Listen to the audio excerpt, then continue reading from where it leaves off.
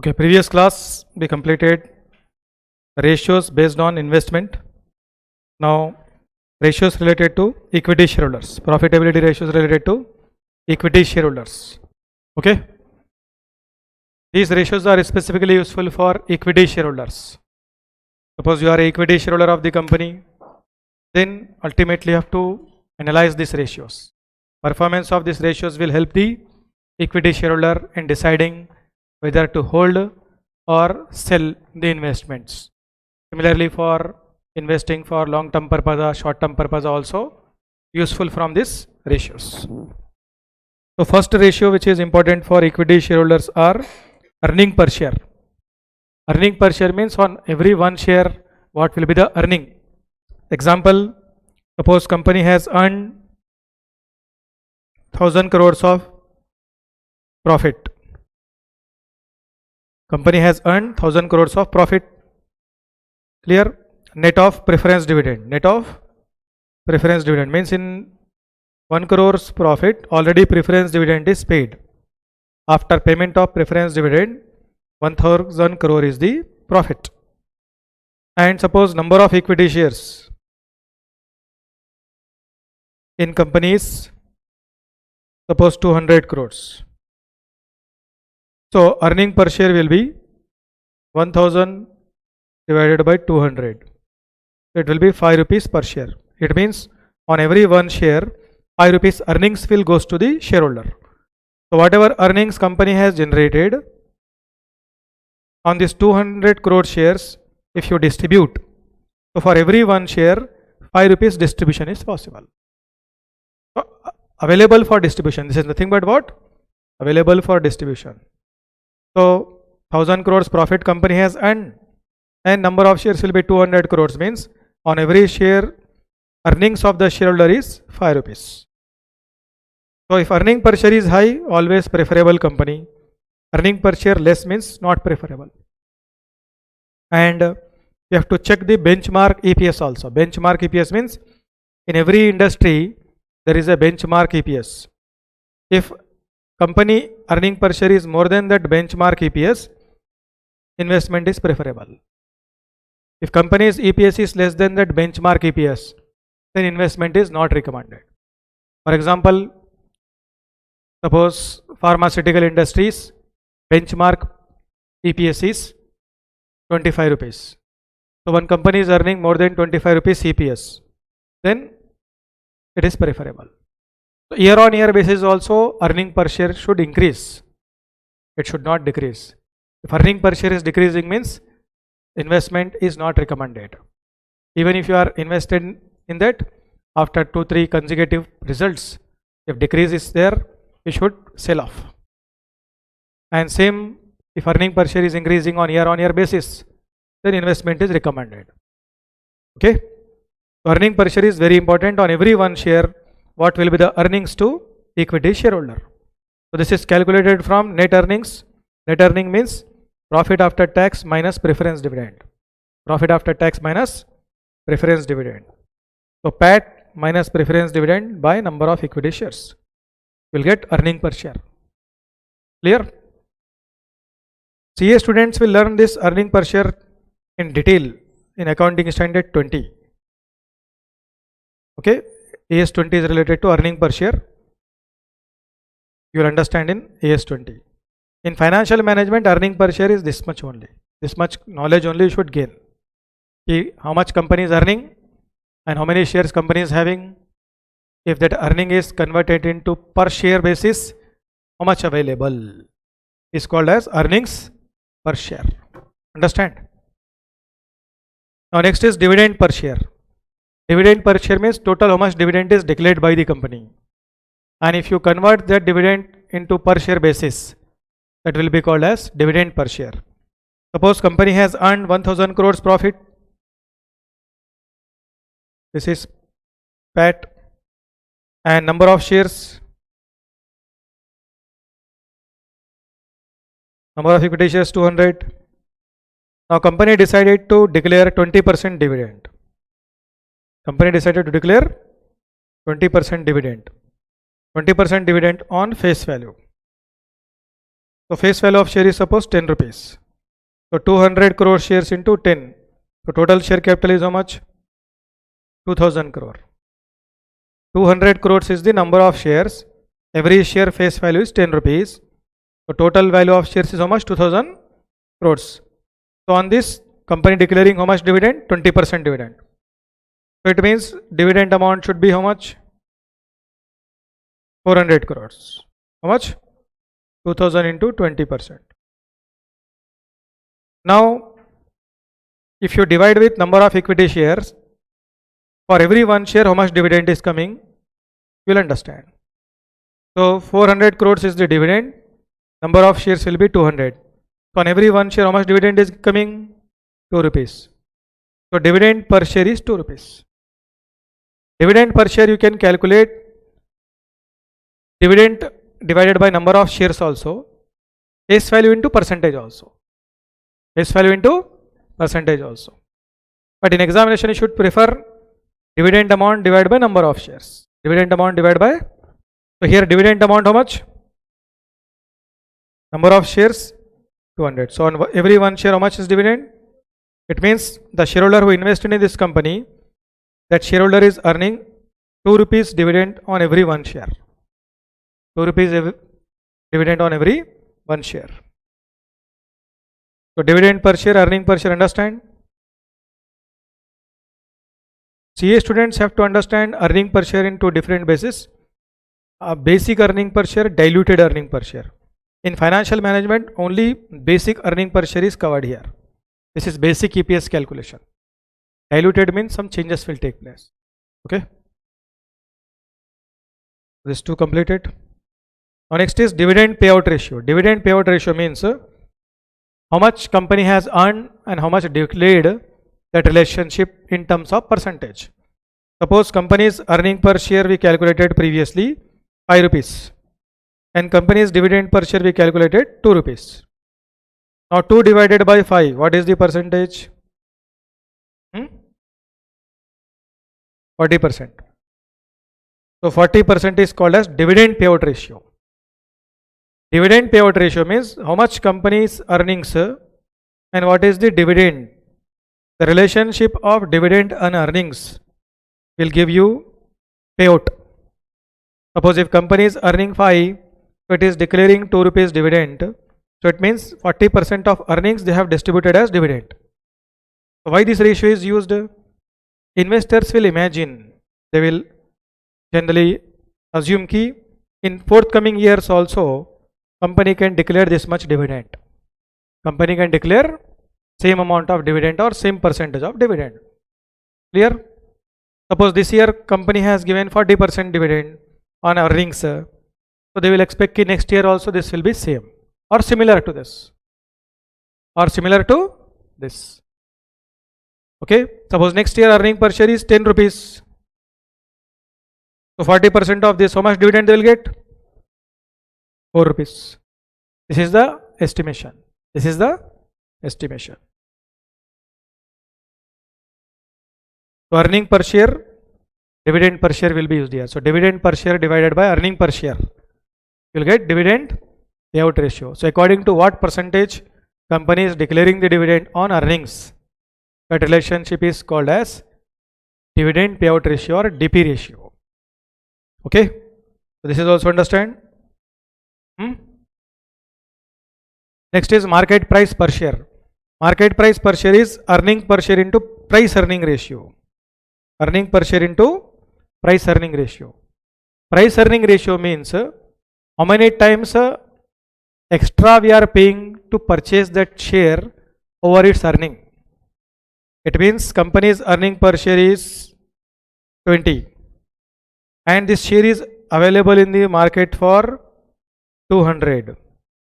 So on 20 rupees earning, share is traded in the market for how much? 200. So how many times? 10 times. So this 10 times is called as price earning ratio. Means on this earnings, 10 times extra we have to pay to purchase the share. That's why it is called as what? Price earning ratio. So price earning ratio very high means not preferable. price earning ratio less means preferable. EPS should be high. EPS should be high. Price earning ratio should be less. High PE ratio means don't prefer. High PE ratio means don't prefer. So which company's PE ratio will be very high? Adani Group का PE ratio बहुत high रहता है, except 2-3 stocks. So which stocks PE ratio will be very high? Adani Total Gas, Adani means green energy, renewable energy. Okay, Adani Enterprises. For these stocks, PE ratio is very high. If you invest in that, previously there is a risk. Right now, correction has been taken place recent year. But initially, when people invested, PE ratio is very high. So high PE ratio stocks always danger. So always what is preferable? PE ratio should be less. Very high PE ratio means not preferable. Not preferable.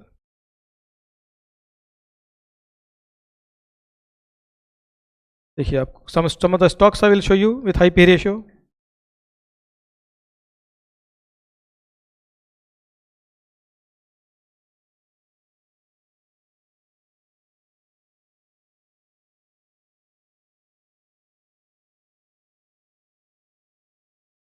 देखिए यहां पर Adani total gas दिख रहा, high P ratio इसका. और भी दूसरे company भी है, Titan, Laurus Lab, Bombay Super Hyderabad means hybrids, isolation, Devyani International. Devyani International is a, ये जो कोस्टा कॉफ़ी, पिज़्ज़ा हट है ना, का फ्रेंचाइज इन्होंने देता है पूरे इंडिया में. पिज़्ज़ा हट, कोस्टा कॉफ़ी जो इंडिया में लोग कंज्यूम करते हैं ना डिफरेंट आउटलेट्स में, actually that outlet which is selling this is a franchise only. Is what? Franchise. They are not owners ना, and franchise will be provided by this company Devyani International. तो इसका P ratio high है. ये 200 rupees था share, गिरते गिरते 178 हो गया अभी. इसमें भी है मेरा इन्वेस्टमेंट, इसमें भी मेरा इन्वेस्टमेंट है. क्यों इन्वेस्टमेंट करके रखे इसमें? सोचो क्या लॉजिक पे करा मैं, हाई पी रेशियो फिर भी करा इन्वेस्टमेंट. हाँ, promoters are good. Okay, yes. कहां पर गया क्या है आप?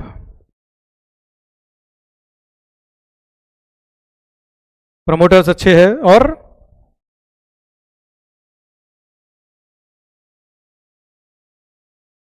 in future there is a growth in this industry. See, Indian peoples are not consuming healthy food.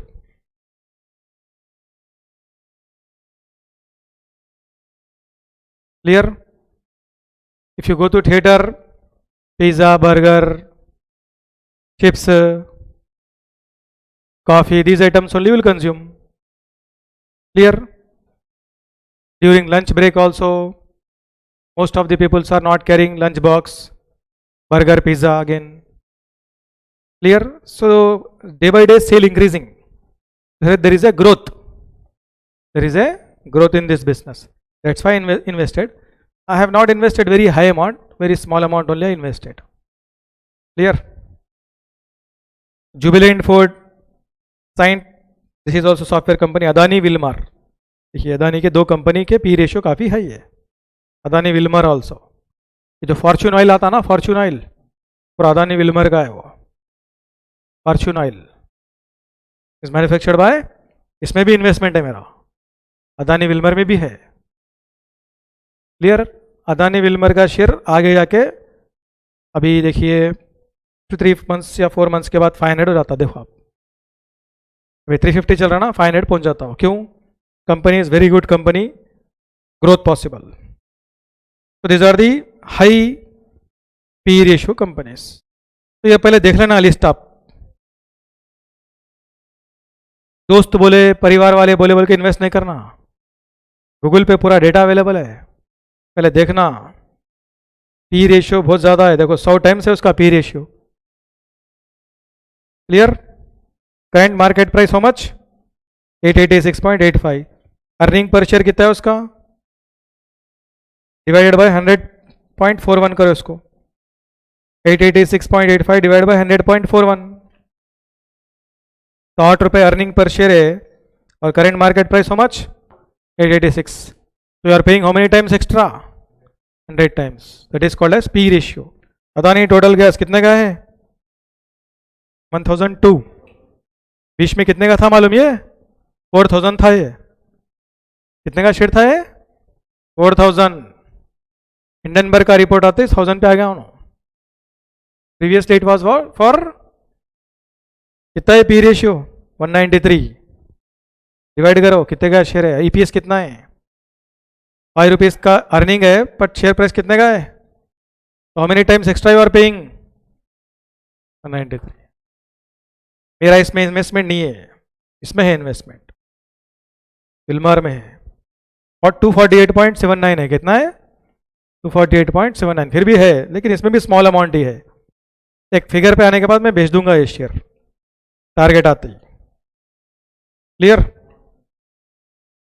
तो be careful with this companies because P ratio is very high.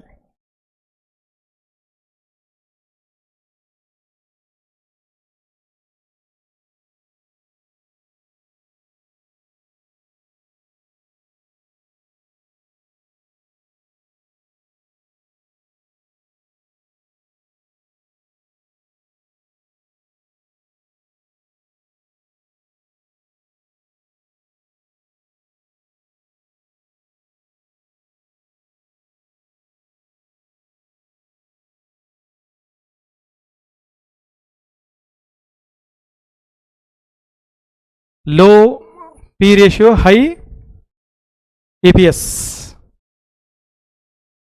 Low P ये prefer करना है आपको, clear. तो पहला share है Tapadia tools, ये multibagger stock है, अगर कंपनी चल गई मीन्स फ्यूचर में अगर ग्रोथ करेगी, suppose if this company survive for next 20 years, ये शेयर 3000 4000 चले आता, अभी कितने मिल रहा है वो 3 रुपीज़ में, अगर इसका आप 1 लाख शेयर खरीद लिए, अब सपोज 3 लाख रुपए का फंक्शन कर लिए समझो आप, इसमें लगा दो पैसे, 20 साल के बाद ये 3 लाख रुपए आपको 300 करोड़ बना के देते हैं, अगर कंपनी चल गई तो कितने बनाएंगे 300 करोड़ बनाएंगे, 3 लाख रुपीस का फंक्शन करे समझकर भूल जाओ आप।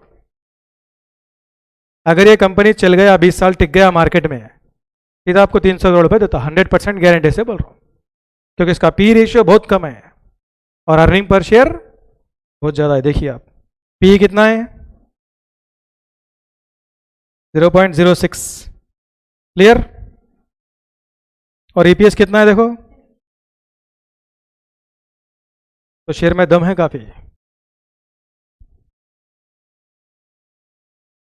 तो ऐसे कंपनीज चेक कर सकते हैं आप, उसके हिसाब से इन्वेस्ट कर सकते हैं आप, ओके। ये काफ़ी पॉपुलर स्टॉक्स नहीं है, पॉपुलर स्टॉक का लिस्ट अलग से आता है आपको, ये सब सिंपल सिंपल नॉर्मल स्टॉक्स है, ये इसके नाम भी आप तक सुने भी नहीं होंगे आप, ओके।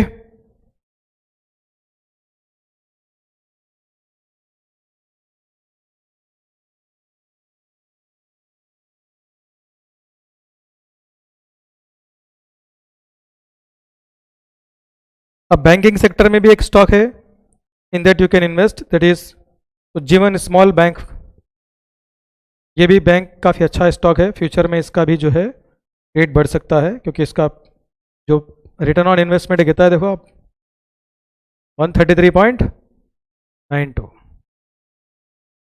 जीवन small bank, clear, this is for knowledge purpose.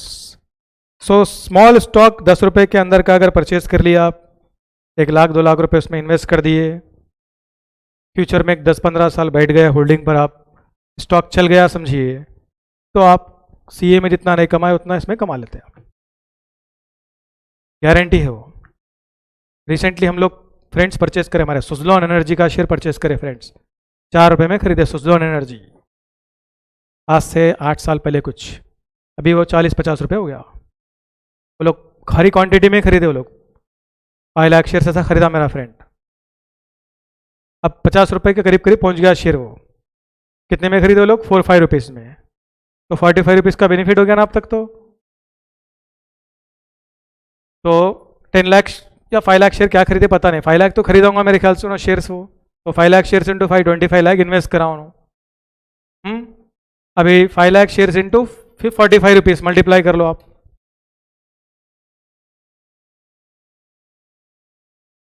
इतना तो फायदा हो गया उसको अब तक। बेच रहा नहीं अभी भी वैसे रखा उसको, अब उन्हें कब बेचता पता नहीं। तो ये फायदा है मार्केट में इन्वेस्टमेंट करने से ही। क्लियर? आप सीए पढ़ने के बाद जॉब मिलेगा आपको, आप 20 साल काम करें तो 2 करोड़ जमा होते हैं आपके पास। यहाँ पे कितने पैसे लगा रहे आप?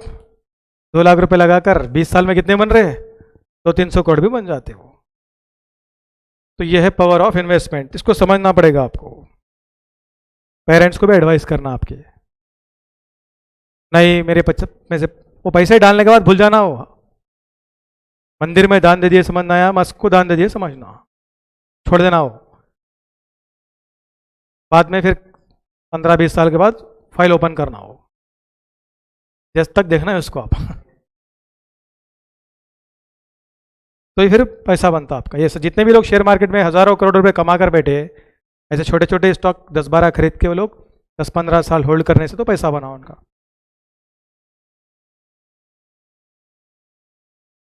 नेक्स्ट, तो price earning ratio should be high और लो? लो रहना। Earning per share should be high. Dividend yield means how much percentage of dividend company is declaring on its market price. Suppose market price of share is 1200, company is giving dividend of 24 rupees, तो 24 divided by 1200 कितने percent दे रहा हूँ ना? इसका dividend yield कितना रहेगा? 2% आया। कितने परसेंट आया? 2%। तो 2% is dividend yield. Dividend yield is how much? 2%। Suppose if you want regular income by way of dividend, so you should prefer high dividend yield stocks. High dividend yield stocks. तो high dividend yield stock, petroleum के stocks high dividend वाले रहते हैं, Hindustan petroleum, BPCL. Clear? तो ये थोड़ा ज़्यादा dividend देते हैं, और इन्फोसिस, टीसीएस, ये लोग थोड़ा अच्छा डिविडेंड देते हैं, राइट? तो dividend yield means on market price per share what is the dividend. Suppose market price per share is 1200 and dividend is 24 rupees. So it means dividend yield is how much? 2%. So next year also they will assume भाई market price 1500 हो गया, आप कितना हो गया next year? तो इस पर 2% assume करते हो लोग, कितना डिविडेंड आने की संभावना है? 30. This is the importance of this ratio. Okay? तो समझ में आए? Generally dividend is the preferable option for retired people, and if market is very volatile,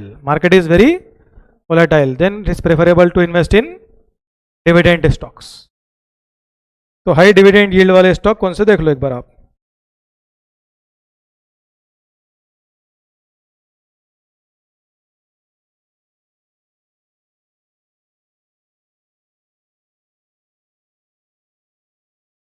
तो डिविडेंड पेइंग स्टॉक्स इन निफ्टी 50, तो एनएससी टॉप डिविडेंड स्टॉक्स। अभी मैं पूरे Indian stock market के नहीं दिखा रहा हूं, मैं एनएससी के दिखा रहा हूं आपको।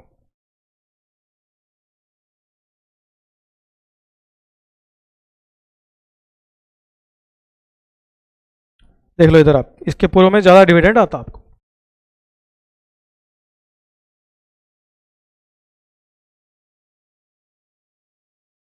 देखिए बीपी मीन्स पेट्रोलियम कंपनी के भी स्टॉक्स अच्छा ही डिविडेंड देते हैं, शायद कुछ समय से थोड़ा कम दिए होंगे। देखिए ऑयल इंडिया, ओएनजीसी, क्लियर, ये भी स्टॉक्स डिविडेंड अच्छा ही देते हैं लोग। तो अभी देखिए डिविडेंड में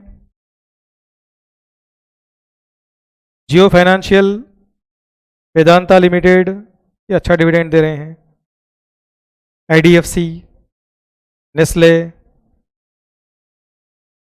पावर ग्रिड, कोल इंडिया, ऑयल, ये वाले companies. Okay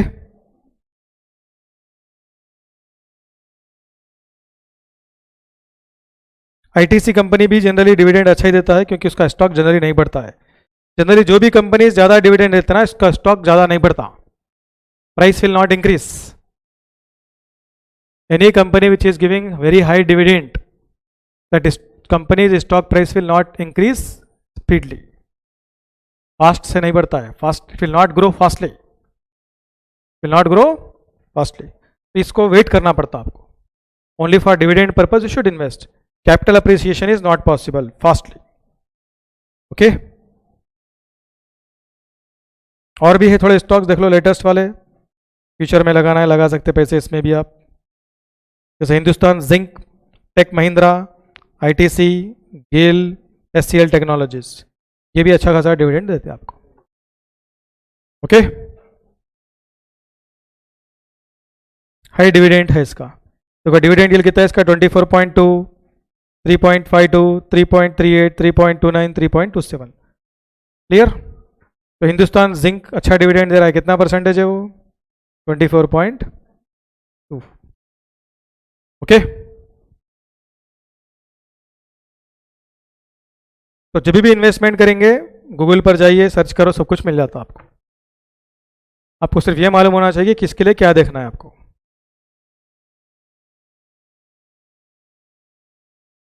next is earning yield. Generally earning yield is not very much preferable ratio for the investors. Earning yield is what? How much is earnings of the company on its market price. Suppose market price is 1200, earning per share is 300. So 300 divided by 1200. So how much? 24%. 25%. This is called as earning yield. So percentage of EPS on market price is called as earning yield. Percentage of EPS on market price is called as what? Earning yield. Understand? So this is not very much preferable ratio for stock investments. Next is book value per share. Book value per share means total how much amount of assets are available in the company. From that, if you subtract the liabilities which is payable in future, net assets will come. And that net assets divided by number of equity shares, book value per share will come. Suppose one company is there. In that company, total assets are 1200 crores. कितने assets है उसके पास? 1200 crores. From this 1200 crores, first they have to pay debenture amount or not? They have to pay current liability amount or not? Suppose debenture they are paying 300 crores. Current liabilities they are paying 200 crores. Other liabilities also they are paying 200 crores. तो कितना बच गया? 500 crores. अब number of equity share से समझिए company में 20 crores. तो 500 divided by 20 कितना था इसका बुक वैल्यू पर शेयर? 25. 25. तो इसका बुक वैल्यू पर शेयर कितना है? इसका मतलब आज अगर ये कंपनी बंद हो गई तो आपको कितना शेयर पे पैसा मिलेगा? 25 rupees. Suppose today this company is wind up and closed. So on every one share how much will get? 25 rupees. तो किसी भी कंपनी का जो मार्केट प्राइस है क्या है? Market price. If that market price is less than book value, पहले invest कर देना उसमें, क्योंकि बुक वैल्यू से कम में मिल रहा पैसा. बुक वैल्यू से कम में मिल रहा है. वो जनरली मार्केट में वैसे शेयर मिलते नहीं आपको.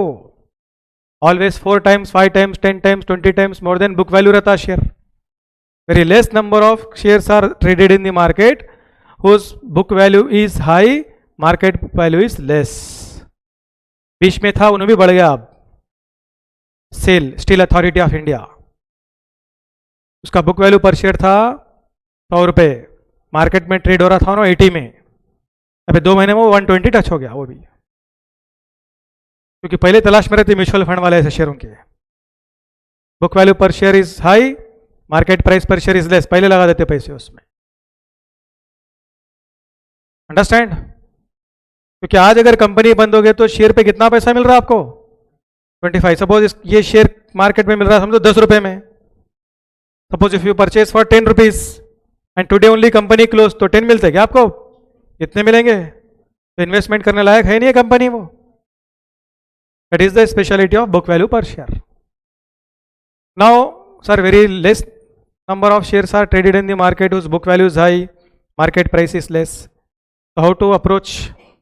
So experts बोलते हैं यहाँ पर, experts will suggest that कि any share whose market price is 5 times or less than 5 times of book value, that is preferable for investment. 5 गुना ज़्यादा है उसका मार्केट प्राइस किससे? बुक वैल्यू से, तो उसमें लगा सकते हैं पैसे। और 20-25 गुना हो गया तो नहीं लगाना होगा, डूब जाते फिर पैसे आपके। कितने तक लगा सकते हैं आप? 5 टाइम्स मैक्सिमम, बहुत से बहुत 10 टाइम्स समझिए। 20-30 टाइम वाले पे लगाए समझो, अब तुम्हारे पैसे का तुम्हारे पे इंटरेस्ट नहीं है, समझ लेना। आप डुबा लेने के लिए लगाए पैसे, आप इसके लिए लगाए? डूबने के लिए। तो समझ में आएगा बुक वैल्यू पर शेयर क्या है?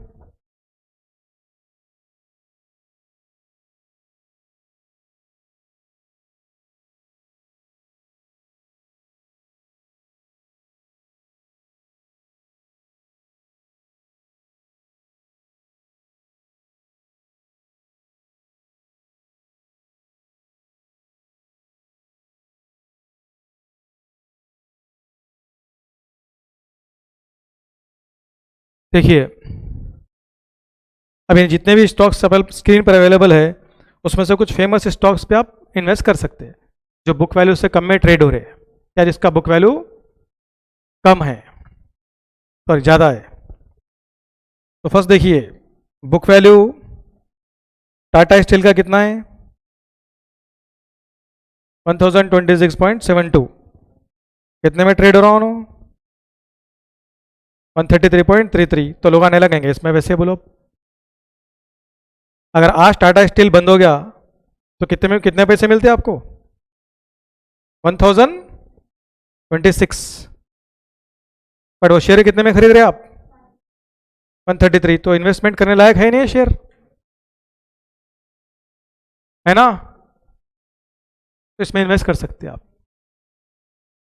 क्लियर? क्योंकि टाटा स्टील के सभी एसेट्स को बेचकर उसके लायबिलिटी पे कर दिए and it is divided by number of shares. On every share 1026 rupees per share share holders will get, but share is traded in market for how much? 133। तो इन्वेस्टमेंट करने लायक है वो शेयर, है नहीं?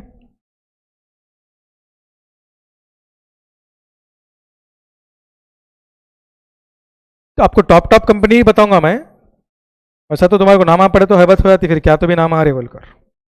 सिर्फ टॉप कंपनी ही बताऊंगा मैं आपको। जैसा टाटा स्टील मशहूर स्टॉक है, बता दिया मैंने आपको।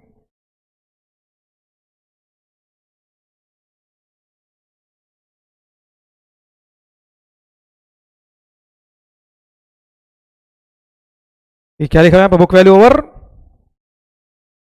मैं क्या सजेस्ट कर रहा था आपको अभी? आप मार्केट में कौन से भी फैकल्टी के पास ये चैप्टर पढ़ लिए ना, इस सब्जेक्ट में जितना नॉलेज मैं दे रहा हूँ कोई भी नहीं देता। अब यूट्यूब पे पढ़ाने वाले को भी देख लो आप, गारंटी से बोल दे रहा हूँ मैं आपको। कोई भी नहीं बता सकता इतनी चीज़ ना, क्योंकि मैं मार्केट में इन्वेस्ट कर करके पूरा गेन कर लिया एक्सपीरियंस, इसलिए आपको शेयर कर दे रहा हूँ नॉलेज। तो कितना एक्स्ट्रा अपन इन्वेस्ट कर सकते? 5 टाइम्स तक। जो स्टॉक का book value market price 5 times है, preferable stock. Beyond 5 times means little bit risky. तो 5 टाइम्स से कम है तो प्रेफरेबल है, 5 टाइम्स से कम है तो प्रेफरेबल है। 5 टाइम्स के ऊपर गया तो थोड़ा सोचना पड़ेगा फिर आपको। Company promoter should be good, company prospect should be good, otherwise don't invest in that. Clear?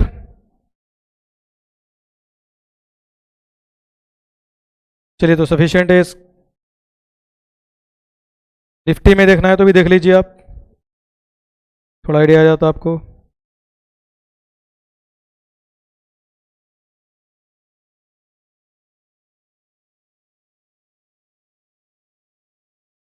ये है देखिए निफ्टी के शेयर्स। क्लियर? ऑलरेडी दिखाया शायद ना आपको मैं ये। इसमें देखो टॉप कंपनीज कौन कौन से? टाटा स्टील है, फोनेक्स इंडिया लिमिटेड है, ये टॉप कंपनीज है। Clear?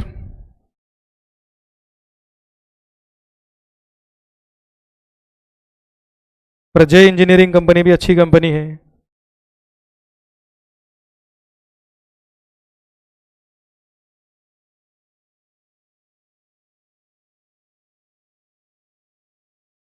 Arihant Arihant foundation is also good.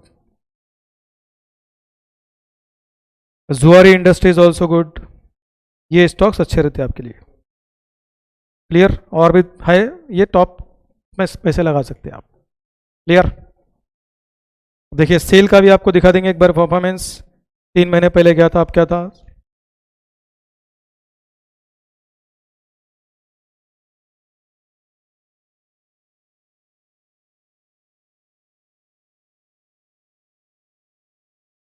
देखिए शेयर ट्रेड हो रहा है 119.5 पे। 2 महीने पहले मैं पिछला बैच जब पढ़ाया था ना, 80 रुपीज़ में था शेयर ये। बच्चों को बोला भी लगा लो पैसे, कोई भी नहीं लगा इसमें। क्यों डरते छोटे स्टॉक में पैसे लगाने के लिए?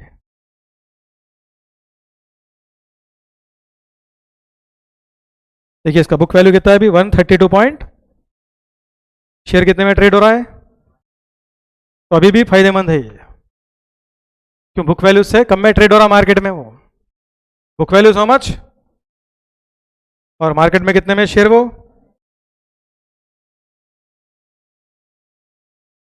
वन 119। तो 132 119 डिफरेंस हो मच 13। तो 13 रुपीज कम में ट्रेड हो रहा हूँ अभी भी। Today if you purchase for 120 rupees also, if company is closed as of now, हर शेयर पे कितना मिलता आपको? तो फायदेमंद है नहीं स्टॉक, ऐसा देख के इन्वेस्ट करना पड़ता आपको। तो इससे फायदा क्या होता है सुनो, आपको मैं बोलता हूँ। इस ये स्टडी करने से क्या बेनिफिट है आपको? What is the benefit of studying this? Suppose you invested in sale, you purchase for 120 rupees, okay? Suddenly stock is falling, 120 से 100 पे आ गया, 100 से 90 पे आया, तो नहीं बेचना। डरना नहीं, उसमें बेचना ही नहीं, आप पैसे होल्डिंग पे करना। आप क्यों? कंपनी बंद हो गई तो भी कितने मिलने वाले हैं? 132। तो बेचना, लोग क्या करते हैं डर के बेच देते हैं, बेचते फिर वापस ऊपर आ जाता हूँ। म्यूचुअल फंड वाला खरीद लेता, फिर उसको ऊपर उठा देता। म्यूचुअल फंड वाले करते गेम। ये गेम कौन खेलते? ये म्यूचुअल फंड वाले। भारी स्टॉक बेचते ही शेयर गिरता, फिर वही बेचे सो ना खरीदते सस्ते दाम में। बस क्या करते म्यूचुअल फंड वाले 80 में खरीदते, तो 130 150 तक लेके जाते, फिर उसके बाद भारी बेचना शुरू कर देते हैं। तो बेचना शुरू करते फिर उन्होंने क्या करता 190 के रेंज में आ जाता, तो लोग क्या करते फिर बेचना शुरू कर देते। फिर वही जो है सुनो क्या करता, वही 90 में खरीदता हूँ, फिर 150 तक लाके फिर वही आपको 150 में बेचता, फिर 90 लाते, फिर आप वही 90 में बेच लेते। आप रिटेल इन्वेस्टर से पैसे खींचते हो लोग। इससे पैसे खींचते ओके चीज़ है तो हमें खरीदा उन्होंने 150 कर देता म्यूचुअल फंड वाला। लोग क्या करते हैं 150 होते स्टॉक जा रहा बोल के पैसे लगाते, अब बढ़ रहा ना। जैसा लोग ज़्यादा इन्वेस्टमेंट करना चालू करते ना, तब म्यूचुअल फंड वाले क्या करते हैं उसको बेचना शुरू करते। जब मार्केट में शेयर गिरना शुरू हो जाता, आप भी क्या करते बेचना शुरू कर देते। आप क्या कर रहे हो, आप 150 में खरीदे, अब मार्केट में शेयर गिरते गिरते गिरते 120 पे आ गया, अब आपको डर चालू हो जाता। फिर क्या करते आप 110 पे 100 पे आते बेच देते। आप खरीदे 150 में, बेचे कितने में? 120 में, 100 में। फिर वही म्यूचुअल फंड वाला 100 में तुम्हारा शेयर ही खरीद लेता, फिर 150 ले आके तुम्हारा कुछ बेचता। फिर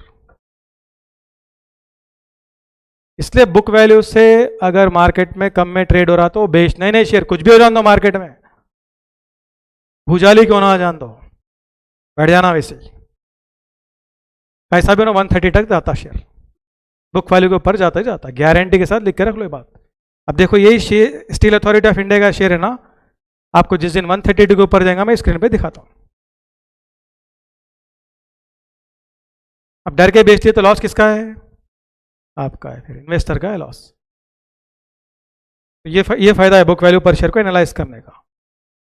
अंडरस्टैंड? तो इसलिए पढ़ रहे सब्जेक्ट आप समझ में आ रहा होगा आपको भी। चलो लिखिए, तो never cell any stock which is traded in the market for less than book value hold करो, जब तक आपको एक टारगेट नहीं आ रहा जब तक होल्ड करो, जब आपका एक टारगेट है बेच लो आप। भाई आप अपना टारगेट बना लो एक, से कि अब 120 में खरीदे आप, अब एक टारगेट सेट कर लो भाई 150 जब आएगा मैं बेच लूंगा, जब आया जब बेच लो। वैसा तो फिर बढ़ते रहता कम होते रहता, वो जिंदगी भर चलते रहता वो, दैट विल नेवर स्टॉप्स। आप अपना एक टारगेट सेट कर लेना, बेच लेना, उससे 2-4 रुपए कम ऊपर भी नीचे भी है तो चलो अब बेच ले सकते हैं आप। आपका टारगेट जब तक नहीं आया ना बेचना। आप सीए ज्वाइन करिए, आप टारगेट क्या है तुम्हारा, बनने तक लिखते रहेंगे ना आप, एक दो बार नहीं निकले तो छोड़ देते, या बनने तक लिखते रहेंगे आप, फिर लिखने रहना पड़ता फिर, मैं तो अपनी बेइज्जती हो जाती है मार्केट में, क्या हो जाती है, इंसल्ट हो जाती है।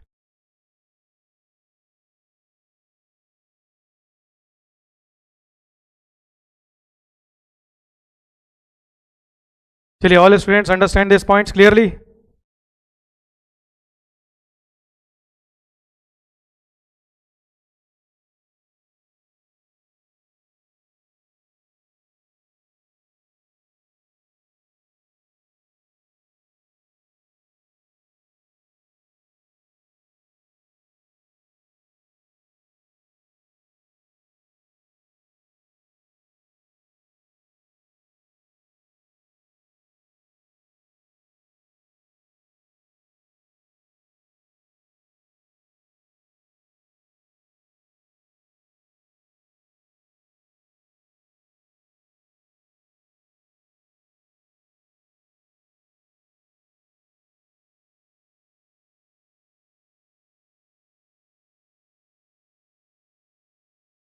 उदय कुमार मार्क्सन फर्मा बेच लिया है,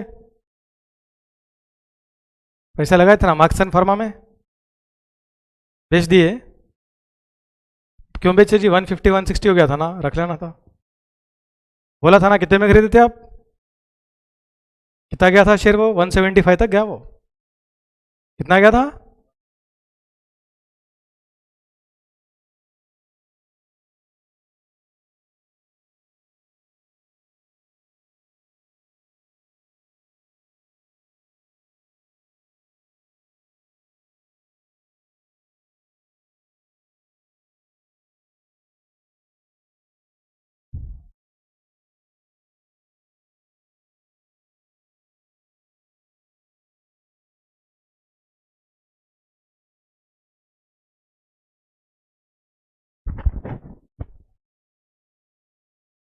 चलिए all the ratios are properly understand here, note कर लो इसे।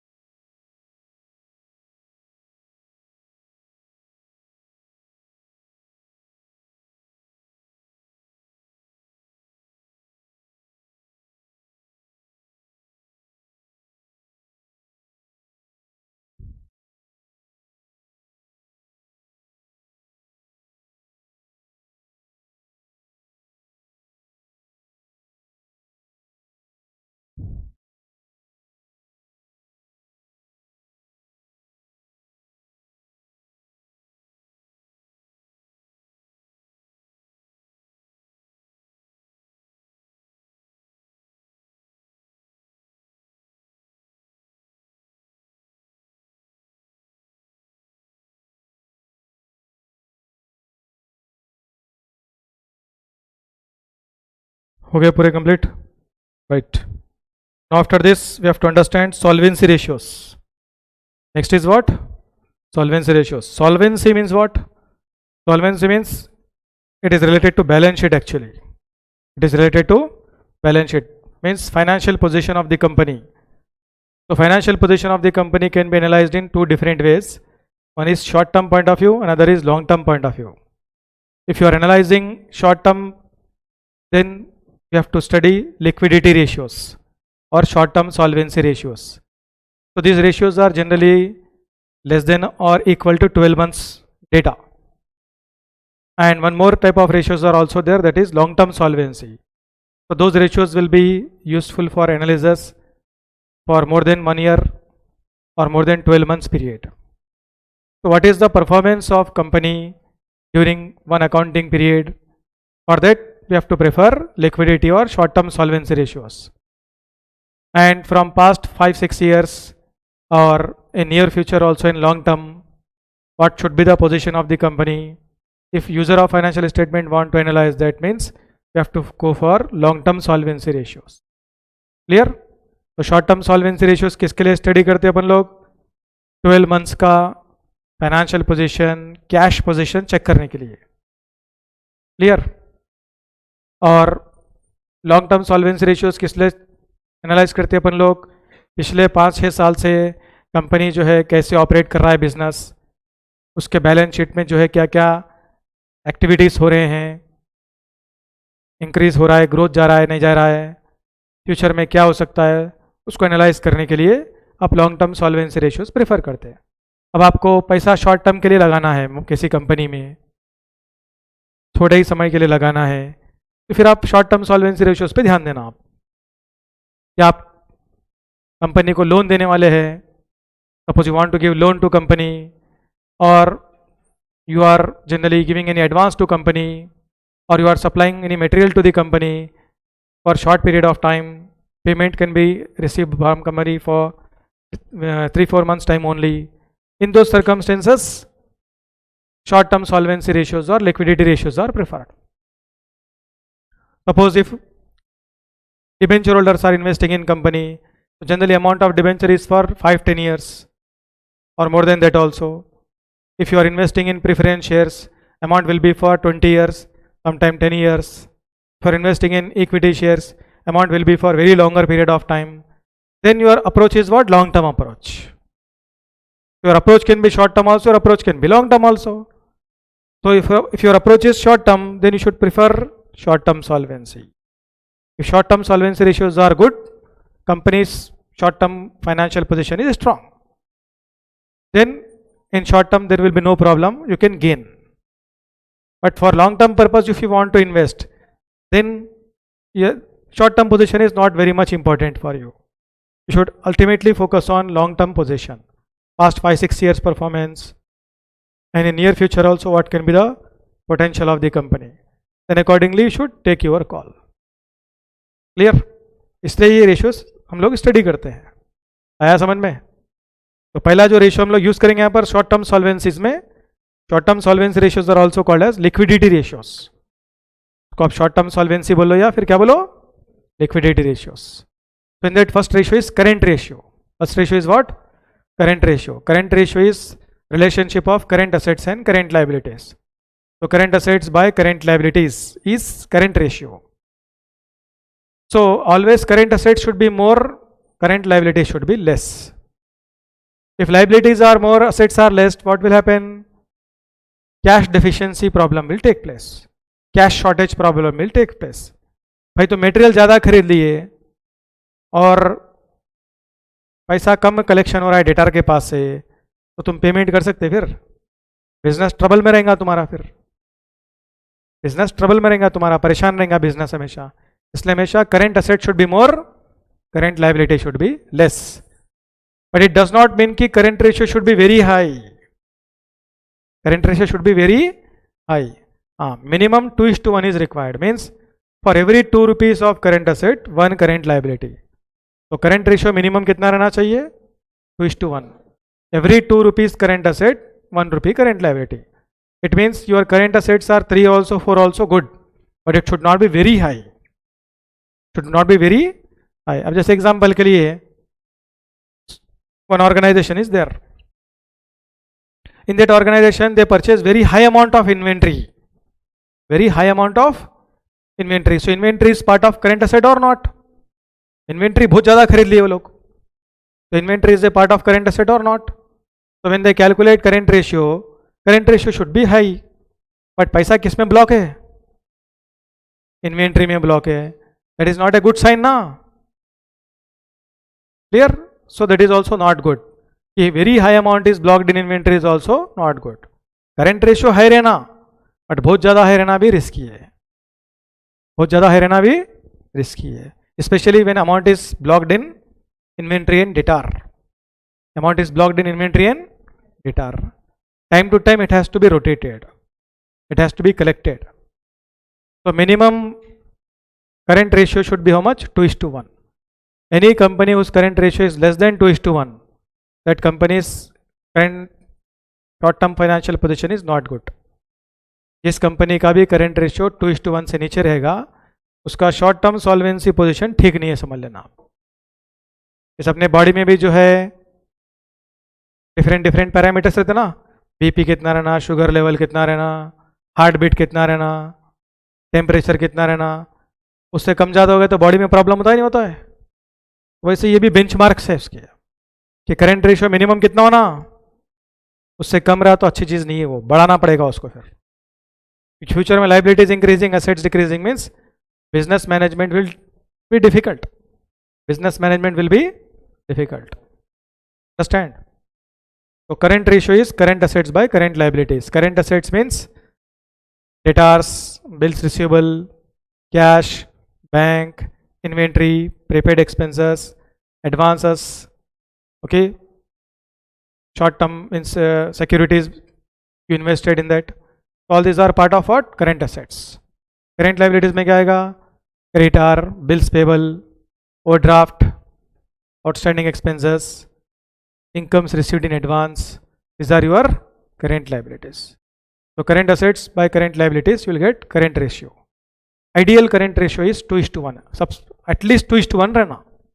2:1 से कम नहीं रहना. ज़्यादा रहा तो अच्छी बात है, बट बहुत ज़्यादा रहना और स्पेशली इन्वेस्टमेंट इन्वेंट्री में डेटा में ब्लॉक रहना अच्छी चीज़ नहीं है. अगर करंट रेशियो बहुत हाई है but amount is not blocked in inventory data means good. Okay, now next is quick ratio और लिक्विडिटी रेशियो. क्विक रेशियो और liquidity ratio. See, we are analyzing the short term position, we are analyzing the short term financial position, short term solvency position. तो जब short term की बात करेंगे तो हमेशा remember, always remember कि what are the assets which are convertible into cash in short span of time and what are the liabilities which are settled in a short span of time. Discussion will be on this two only. तो current assets amount will be collected within 12 months और less than 12 months ना. Similarly, current liabilities means what? Amount should be payable or settled within 12 months. Clear? यही तो पढ़ते हैं ना आप. Current assets, current liability definition is different in Companies Act. But Companies Act तो भी नहीं पढ़े ना तुम. अब मैं वो बोलूँगा तो कुछ भी समझ में नहीं आएगा तुम्हारे को. अभी नहीं पढ़ूंगा मैं, क्योंकि अगर मैं समझाऊंगा वो पॉइंट्स तो आपको नए दिखेंगे. You will face the difficulty. So in company accounts, I will explain that. Till that you should wait. Right now, fundamentally, basically what you understand, the current asset means any asset which is recoverable or realized in 12 months or less than 12 months. Similarly, current liability means any liability which is required to settle in 12 months or less than 12 months. Clear? But in current assets also, some of the assets are there which can be realizable very fastly or quickly. समझ में आया बात? जैसे Indian cricket team में सबसे अच्छे batsman कौन है जो तेजी से रन बनाते हैं 2020 मैच में? बोलो 4-5 नाम बोलो. हाँ, सूर्य कुमार यादव फ्लॉप प्लेयर है, एक नंबर का. वर्ल्ड कप में तो कुछ बनाया नहीं रन उन्होंने. रोहित शर्मा निकल गया ना बाहर टीम 20 से, अपनी है ना। हाय T20 में रोहित शर्मा। अच्छा रोहित शर्मा, और कौन है? ओके, और तेजी से रन बनाने वाले प्लेयर के नाम बोलो मेरे को। ओके, 4 नाम बोले आप। ओके, टॉप नाम बोलो जी। रोहित शर्मा है, विराट कोहली है, ओके, और कौन है? सूर्य कुमार यादव, चलो T20 में बना लेता रन थोड़े बहुत उन्होंने। और पांड्या है, समझो 4 प्लेयर है ना। इन चारों में सबसे तेज रन कौन बनाते? रोहित शर्मा।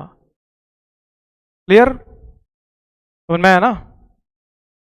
तो करंट एसेट्स में भी पूरे एसेट्स फास्टली रिकवर नहीं होते, उसमें से थोड़े एसेट फास्ट रिकवर होते, थोड़े एसेट स्लो होते थोड़ा।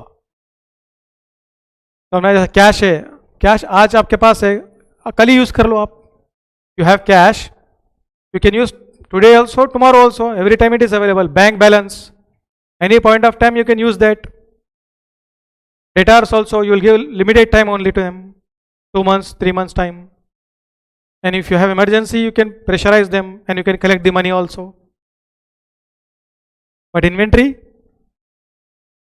बिकता क्या? कभी कभी नहीं बिकता inventory. You cannot pressurize any person to purchase the inventory. So inventory is not a quick asset. Quick asset का मतलब है कि इमीडिएटली पैसा किससे आ जाता आपको?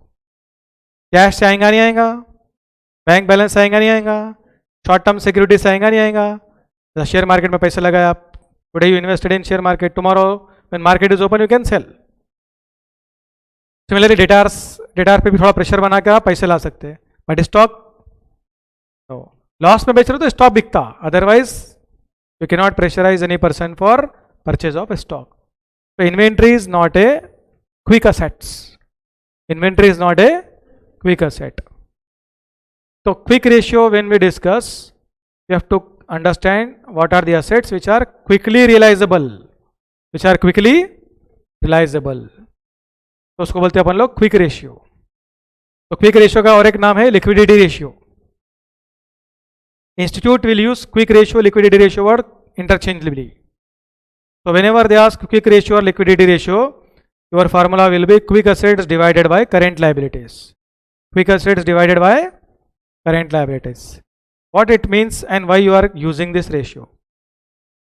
The basic purpose of using this ratio is, suppose if you need to settle liabilities and you want to convert your assets fastly, so which assets you can convert fastly for settlement of these liabilities? जैसा आप जमीन खरीदे, सोना खरीदे, clear? घर में किसी को हार्ट अटैक आ गया, जमीन खरीदता कोई भी जाए, मेरे घर में हार्ट अटैक आ गया, आप भी जमीन खरीद लो, तो पेपर देखने में 2 दिन निकल जाते उसको। बट गोल्ड बेच सकते नहीं बेच सकते? तो gold is a quick asset. Gold is a, मैं क्या समझाना चाह रहा हूं, समझ में आ रही बात? हार्ट अटैक का एग्जाम्पल मैं नहीं देना चाहिए, बट समझाने के लिए दे रहा हूं मैं, वो इसके लिए बुरा मत समझो आप लोग। क्लियर? देखो भाई, आप पूरा पैसा जमीन में डाल के रख दिए, सडनली घर में कोई बीमार पड़ गया, इमरजेंसी में पैसे चाहिए, तो जमीन बेच सकते जल्दी आप? गोल्ड बेच सकते ना? बैंक में पैसा रहा तो आप चेक लिख के देकर भी पैसे ला सकते किसी से आप, बट जमीन हाईली इम्पॉसिबल। तो इन assets also, which assets are fastly convertible into cash, which assets are not fastly convertible into cash? So cash in hand fastly convertible, cash at bank fastly convertible, investments in securities also fastly convertible. Clear? Debtors also you can make the pressure and you can collect fastly, but कभी कभी देते कभी नहीं भी दे सकते वो लोग। Inventory तो मुश्किल है, फिर जैसा जमीन के जैसा हो जाता हो। उनमें ये बात, हाँ कभी बिक भी सकता कोई कस्टमर आ गया तो, but on an average first we should think negative only ना। Clear? That's why in quick ratio we will not consider inventory and prepaid expenses. Prepaid expenses is also current asset ना?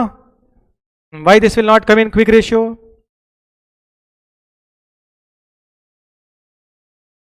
क्योंकि prepaid expenses से पैसे थोड़ी आते, service आती, क्या आती है आपको? पैसा आता उससे, क्या आता आपको उससे? सर्विस आती। इसलिए वो क्विक एसेट्स में नहीं आता उन्होंने। इसमें नहीं आएगा उन्होंने, क्विक एसेट्स में नहीं आएगा वो। प्रीपेड एक्सपेंसेस में पहले कैश पेड कर दिया, अब मिलने वाला क्या है आपको? सर्विस मिलेगा। Will not get any cash. सोना बेचे तो कैश आ रहा, राइट? बैंक से पैसा कैश में आ रहा, कैश इन हैंड, कैश है। Suppose you invested in shares, you can cell and you can convert into cash. But prepaid expenses में तो कैश पहले पेड हो गया ना। Now you will get what? Service only. Okay.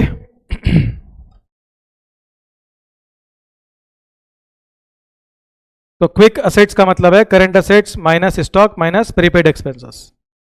और directly calculate करना है आपको तो cash, bank, debtors, marketable security, उसके बाद short term loans and advances, ये पूरे उसमें ऐड कर देना है आपको। क्या छोड़ना है उसमें? इन्वेंट्री छोड़ देना, प्रीपेड एक्सपेंसेस छोड़ देना। Inventory, prepaid expenses are not part of your quick assets. कुछ बुक्स में जो है quick ratio formula is different. In some books quick ratio formula is different. In some books quick ratio formula is quick assets by quick liabilities.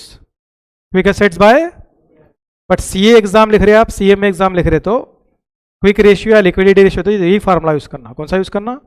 Quick assets by current liabilities. But आपके college वगैरह में कभी BCom का exam भी आ जाता ना, BCom भी तो पढ़ते ना सभी लोग, तो यूनिवर्सिटी के प्रोफेसर्स वगैरह क्विक रेशियो का फार्मूला ये यूज करते हैं। क्या यूज करेंगे? Quick assets by quick liability. इसलिए मैं दोनों दिखा दे रहा हूं। अगर सपोज सीएमए वाले भी ये फार्मूला यूज कर लिए, मेरे को आके नहीं बोलना फिर बाद में।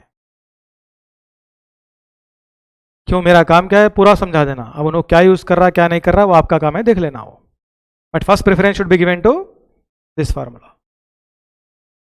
Now quick assets you understand now? Clear? Now why you are calculating these ratios? Suppose if you want to settle current liabilities as soon as possible, then which assets can be convertible into cash fastly? अगर आपको इन current liabilities को settled करना है जल्द से जल्द, तो कौन से असेट्स को आप बेचने से जल्द पैसा मिलेगा? उसको बोलते हैं क्विक रेशियो और लिक्विडिटी रेशियो। आया समझ में? क्लियर? तो ऑल्टरनेटिव फॉर्मूला है quick assets by quick liabilities. तो quick assets you understand. Quick liabilities में आपको बैंक ओवरड्राफ्ट छोड़ देना है। क्या छोड़ना है? Bank overdraft. तो क्विक लाइबिलिटीज में current liabilities minus bank overdraft. अगर कैश क्रेडिट है उसको भी छोड़ दो आप, कैश क्रेडिट है तो भी छोड़ दो आप। आइडियल लिक्विडिटी रेशियो और क्विक रेशियो 1:1 रहना। क्या रहना? इससे कम नहीं रहना चाहिए। सपोज तुम्हारे पास असेट्स कम है, लाइबिलिटीज ज़्यादा है, तो फिर कहाँ से पे करेंगे लाइबिलिटीज? तुम बिजनेस दिक्कत में आ जाएगा आपका। तो can't sustain your business for long period of time. Always numerator should be high, denominator should be less और equal. Denominator should not be high, या तो न्यूमरेटर हाई रहना या तो डिनोमिनेटर के इक्वल रहना। It should not be less than current liability. तो समझ में आ गया है क्विक रेशियो क्या है। अब और एक रेशियो यूज होता है कैश रेशियो। और एक रेशियो होता है कैश रेशियो। इसको बोलते हैं आप लोग एब्सोल्यूट कैश रेशियो और absolute liquid ratio. Absolute cash ratio और एब्सोल्यूट लिक्विड रेशियो। अब देखिए, अभी तक जो भी एसेट्स अपन डिस्कस करें जो कैश में कन्वर्टेबल होते हैं, cash in hand, cash at bank, clear, short term marketable security, debtors, these are convertible into cash quickly। But इसमें भी डेटार एक ऐसा टर्म है जो फास्टली कन्वर्टेबल नहीं हो सकता है कभी कभी। Cash fastly convertible, cash at bank also fastly convertible, marketable securities also fastly convertible. But debtors पे जबरदस्ती नहीं कर सकते अपन लोग, प्रेशर नहीं बना सकते। अगर बनाए तो दे भी सकता हूँ, नहीं भी दे सकता है। Because when you sold the goods, you will give some specific time to them, 30 days time, 40 days time. According to that only debtors will pay. अब आज गुड्स बेचे, कल ही दरवाजा पे जाके खड़े हो गए, लाओ पैसा मेरा बोले, तो क्या बोलेगा उन्होंने? फिर बेचे क्यों मेरे को इतना टाइम देखिए आप? बोलेगा नहीं बोलेगा? तो डेटार्स के पास से immediately we can collect the cash, request कर सकते हैं सिर्फ अपन, भैया मेरे को तकलीफ आ गया पैसे दो, बट उन्हें गारंटी से दे सकता हूँ कि गारंटी क्या कोई, बट गारंटी से किस चीज़ को कैश में जल्द से जल्द कन्वर्ट कर सकते हैं अपन लोग, कैश कैश ही रहेगा, bank balance and securities, marketable securities. Marketable securities में शेयर्स है, डिवेंचर है, बॉन्ड है, गोल्ड है, ये सब फास्टली कन्वर्ट हो जाती है। तो उसको क्या बोलेंगे अपन, एब्सोल्यूट लिक्विड रेशियो और absolute cash ratio. It means if you want to settle your current liabilities very fastly without delaying immediately, then which assets you can convert into cash? It is called as what? Absolute liquid ratio और super quick ratio बोलते हैं इसको। क्या बोलते हैं इसको? super quick ratio। super quick ratio का मतलब है क्विक से भी और तेज, क्विक से भी और तेज। समझ में आया ना? इसके अलग अलग नाम भी है, नाम भी बोल देता हूं मैं। जैसे कि अब लिक्विड रेशियो है ना, इसको लिक्विडिटी रेशियो भी बोलते हैं, एसिड टेस्ट रेशियो भी बोलते हैं इसको। क्या बोलेंगे? Acid test ratio. Acid test का मतलब क्या है? ये वर्ड कहां से आ गया?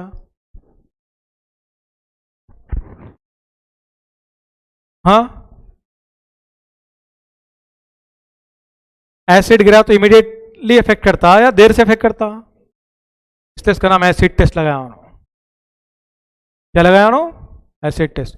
अब सीढ़ी से नीचे गिरे, थोड़ा देर से दर्द होता, एसिड में हाथ डाले तो इमीडिएट तो नहीं होता, इसलिए एसिड टेस्ट वर्ड यूज कर रहा हूं पर, कंफ्यूज नहीं होना है, वही इसका मतलब है। Clear? So absolute liquid ratio, super quick ratio same, cash ratio means also same. Clear? So which assets can be convertible very fastly? It should be more faster than quick assets. It should be more faster than, देखिए पहले अपन को एक state से दूसरे state पे जाना है तो क्या करते थे? बस में जाते थे। बाद में बस में जाने से देरी हो रही है बोलकर ट्रेन यूज कर रहे हैं अपन। फिर बाद में क्या यूज कर रहे हैं अपन लोग? हवाई जहाज यूज कर रहे हैं अपन लोग। तो हवाई जहाज क्या है? एब्सोल्यूट लिक्विड, एब्सोल्यूट लिक्विड, तेज। समझ में आएगा ना? तो ऐसे असेट्स में कैटेगरीज बन रहे हैं, एक तेज और उससे तेज। कौन से असेट्स है जिसको बेचने से पैसा फास्ट आएगा और लायबिलिटी पे कर सकते हैं आप? अंडरस्टैंड? क्लियर है? नेक्स्ट है बेसिक डिफेंसिव इंटरवल रेशियो और internal interval measure ratio. Internal interval measure ratio और basic defensive interval ratio. What is the purpose of this ratio? Purpose of this ratio is, suppose आपका showroom है, समझिए, you have one showroom, exactly beside your showroom one day before there is murder हो गया वहां पर। अब वो तुम्हारे शोरूम में कस्टमर आएंगे, अब मर्डर करने वाले से ज़्यादा डेंजर है तो वही कस्टमर आता है, फिर नॉर्मल कस्टमर तो नहीं आएगा कोई भी। अब करेक्ट और रॉन्ग? बट आप शोरूम क्लोज कर देंगे क्या? कोई भी नहीं आ रहे बोलकर क्लोज कर, तुम्हारे पर शक आता फिर, तो आप तो चालू रखना पड़ेगा वो। तो रोज ओपन कर रहे हैं आप, कस्टमर आओ मत, आप तो ओपन कर रहे हैं। Your employees also coming, your staff is also coming, clear? And some regular expenses also you are incurring, but no customer is coming. Suppose your daily expenses are 20,000 rupees. आपके daily के expenses कितने के हैं? 20,000 के हैं। अब customer आ रहा ही नहीं समझो, तो कितने दिन तक अपने बिजनेस को आप संभाल कर रख सकते हैं बिना कस्टमर के? उसको बोलते हैं basic defensive interval ratio. Basic defensive interval ratio. Clear? अब कोई भी कस्टमर नहीं आ रहा है अपने पास, तो अपना कैश यूज करना पड़ेगा, बैंक बैलेंस यूज करना पड़ेगा, डेटार से जो कलेक्शन आया वो यूज करना पड़ेगा, बराबर? इस अपना जो कैश आने वाला वही कैश यूज करेंगे ना आप, cash in hand, cash at bank और amount collected from debtor, that only will use to sustain the business. तो इस तरह से कितने दिन तक फिर आप उसको बिजनेस को होल्ड कर सकते हैं, डिफेंड कर सकते हैं? Suppose your daily cash requirement, expenses requirement is 20,000. And you have cash in hand, cash at bank, debtors collected amount is 2 lakhs. तो कितने दिन तक संभलता बिजनेस तुम्हारा? 10 दिन संभलता. 2 lakh divide by 20,000. After that showroom को ताला डाल देना पड़ता आपको. क्या डाल देना पड़ता है? ताला. क्यों? अब आगे खुलने के लिए पैसे नहीं है तुम्हारे पास. तो this is the basic defensive interval ratio. It means अगर आपके बिजनेस में कोई भी कस्टमर नहीं आ रहा है और ना ही कोई दूसरा सोर्स से आपके पास कैश, बैंक, डेटार्स का ही पैसा है, तो डेली 20,000 एक्सपेंसेस खर्चा करना है, तो फिर उनको आप बेचेंगे, कैश कलेक्शन करेंगे डेटार्स के पास से. You are also having bank balance, you are using your bank balance also, you are also having cash also. So by using this money, you should continue your business activities or operate your business activities. But this will be last for how many days? 10 days only. After that, not possible for you. वो भी check कर लेना अपन कि suddenly ऐसा situation आ गया तो business कितने दिन संभल सकता.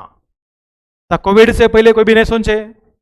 बहुत सारे लोग तो क्या समझे भाई, आराम से रोज हर महीने पैसे आ रहे और जिंदगी गुजार लेंगे.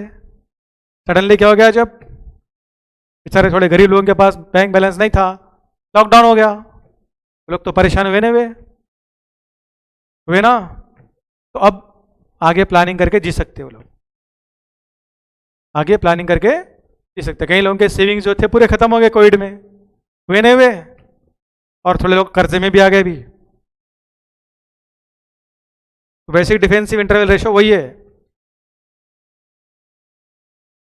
कितने दिन तक आप बिना रेवेन्यू के बिजनेस को ऑपरेट कर सकते हैं. Defend, how many days you can defend. Now understand why this ratio is important. इसका फार्मूला रहेगा quick assets divided by average operating expenses per day. Average operating expenses per day. Average operating expenses per day means on an average suppose your operating expenses are 20,000 and you have 2 lakh rupees quick assets, so you can defend your business for 10 days. Beyond that not possible. उसके आगे करना है तो कर्जा लेना पड़ता. फिर आपको क्या लेना पड़ता? कर्जा लेना पड़ता. चलिए कॉपी कर लो ये. ऑल रेशियोज आर अंडरस्टैंड और any difficulty? Yes all students, समझ में आया? कुछ कंफ्यूजन है इसमें? आया समझ में?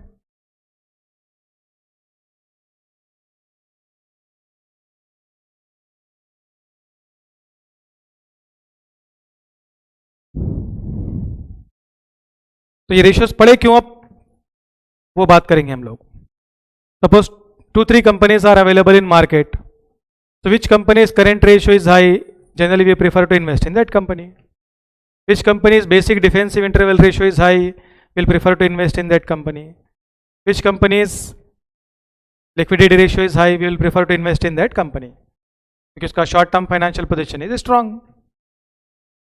भाई बिजनेस नहीं चलने पर भी ऐसी कंपनी तो ज़्यादा दिन तक सर्वाइव हो सकती है, उसमें पैसा लगाएंगे या फिर जल्दी बंद हो जाने वाले बिजनेस में लगाएंगे आप? Obviously this is the purpose of learning these ratios. Okay, understand? पीछे साइड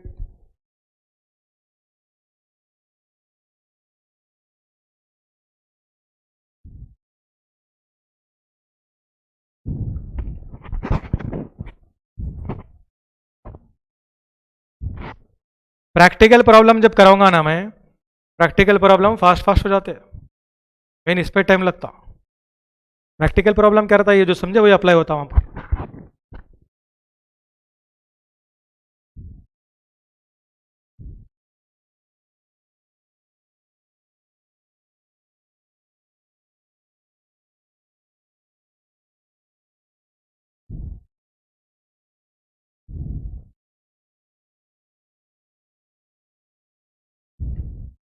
एब्सोल्यूट कैश रेशियो या एब्सोल्यूट लिक्विड रेशियो और super quick ratio same meaning. Institute can use any term here. कोई भी वर्ड यूज कर सकता है institute, कोई भी टर्म यूज कर सकता है.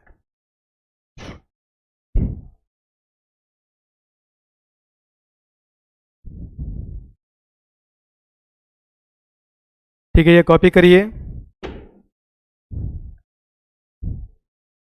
स्टूडेंट्स ये फील मत करो कि देर हो रहा लिखने में, चैप्टर ख़त्म होने में।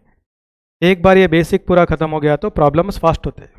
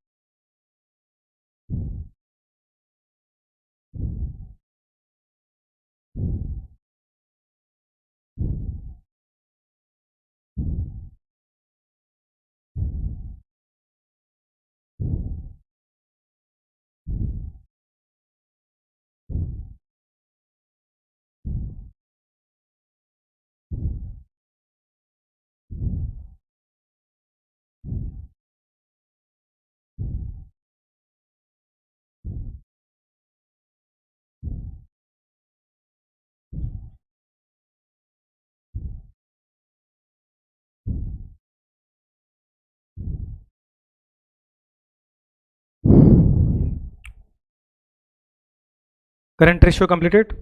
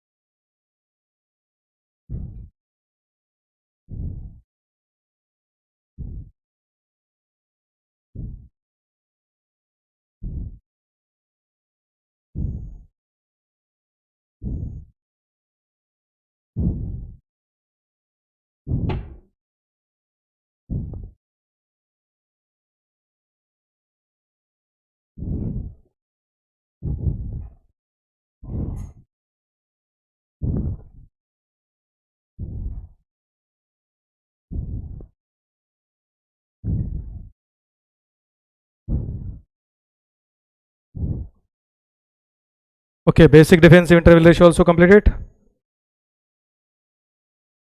So next class we'll start long-term solvency and activity ratios. Clear? Problem solve कराते समय आपको कोई भी इशू आया तो आप याद नहीं करे तो आता हो.